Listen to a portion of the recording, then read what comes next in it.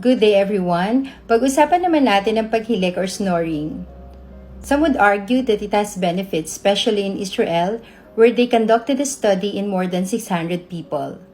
Accordingly, the risk of early death for those who snore and those who do not was the same when it was expected to be higher.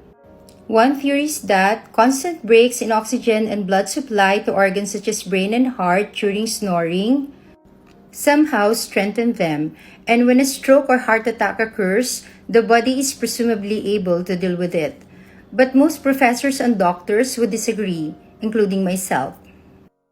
So silipin muna natin ang anatomy ng mouth and throat to better appreciate why 40% of us snores during sleep.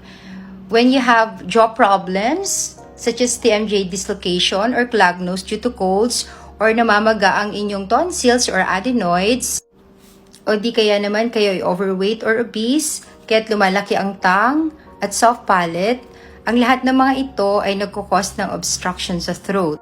During sleep, nagre-relax ang muscles ng tongue, throat, and mouth to accommodate air entry. At dahil sa mga obstruction na na-mention ko kanina, nagbabibrate ang mga muscles na ito, creating a sound we call snoring.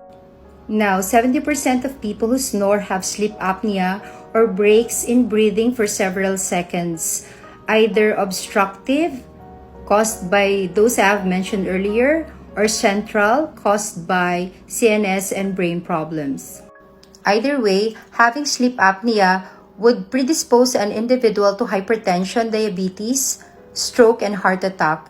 And according to some studies, in contrast to the study done in Israel, the lifespan of people who snore with sleep apnea is decreased by several years. Kung tayo ay naghihilik, mabuti po siguro na malaman natin kung kasama tayo sa may mga sleep apnea. Paano po? Kung ikaw ay na-witness ng partner mo or kasama sa bahay na malakas maghilik, gasping for air during sleep. Your breathing pauses for seconds while sleeping, at pagising mo, meron kang dry mouth, headache, and difficulty in paying attention. Baka kasama ka sa mga snorers na may sleep apnea. Remedy, gumamit ka ng decongestant kung meron kang colds. Matulog ng patagilid, or kung may partner ka na malakas maghilik, itagilid mo. Gumamit ng unam na mas mataas para ma-elevate ang head and neck mo. If you have brain or throat problem, magpagamot ka, iwasang mag-smoke or uminom ng alak at sleeping pills bago matulog. Kung bigla kang nag-snore dahil tumaba ka, you have to lose weight at mag-exercise.